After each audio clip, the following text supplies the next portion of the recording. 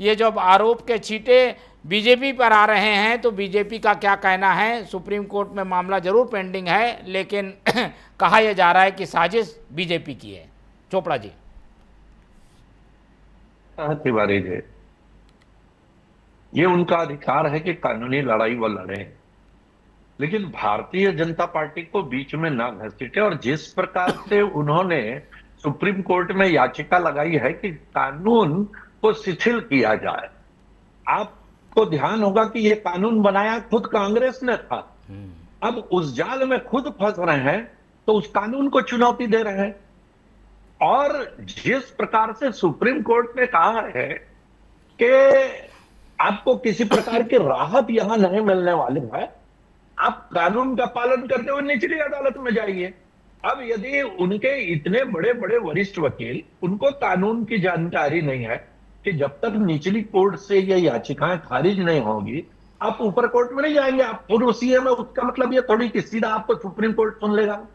और तीसरी बात मैं ये बता दूं कि कुछ दिन पहले भूपेश बघेल जी का स्टेटमेंट आया था कि जिसने मेरे परिवार को जेल भेजा है उनकी सरकारें गई है।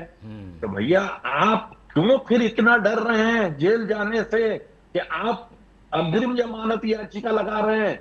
जो आपकी सरकार आने की रही कुची बची आशंका है, आप जल्द चले जाइए और वो पूरी हो जाएगी आपकी। और कि भूपेश बघेल जेल चले गए, परिवार के जनों को तो छोड़ दीजिए, खुद चले गए तो 100% तक हो जाएगा कि उनकी सरकार आ जाएगी। लेकिन ये लफाजीबाजी से कुछ नहीं होने वाला।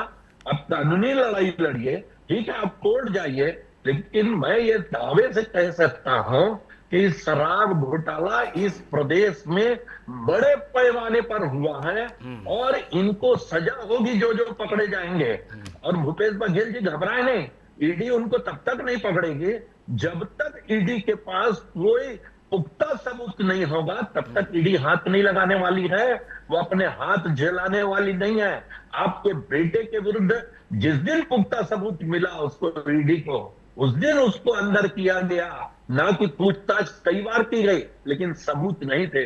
जिस दिन सबूत मिला उनको भेजा गया। और आप जो है पूरे कांग्रेस को कम से कम वंशवाद की जो परंपरा आपके यहाँ ऊपर से चल रही दिल्ली में, उसमें तो यहां मत झोंकिए कि बेटा आपका कोई सदस्य नहीं है कांग्रेस का, लेकिन कवासी लकवा जो आपके नेता है उसके लिए तो आप लड़ाई लड़ते नहीं, अपने बेटे के लिए जरूर लड़ते हैं।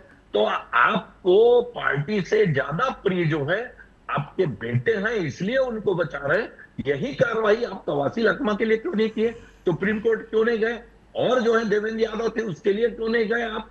लेकिन सिर्फ आप जो है दिखाने के लिए और जो है ये कानूनी लड़ाई लड़ रहे हैं। लेकिन मैं ये बता रहा हूं कि ये बहुत बड़ा घोटाला है और इसमें लोग जो जेल गए हैं वो बचने वाले नहीं हैं। ये आप देख लेंगे क्योंकि सबूत है और सबूतों के बाद जो है उनको गिरफ्तार किया गया है। ठीक है।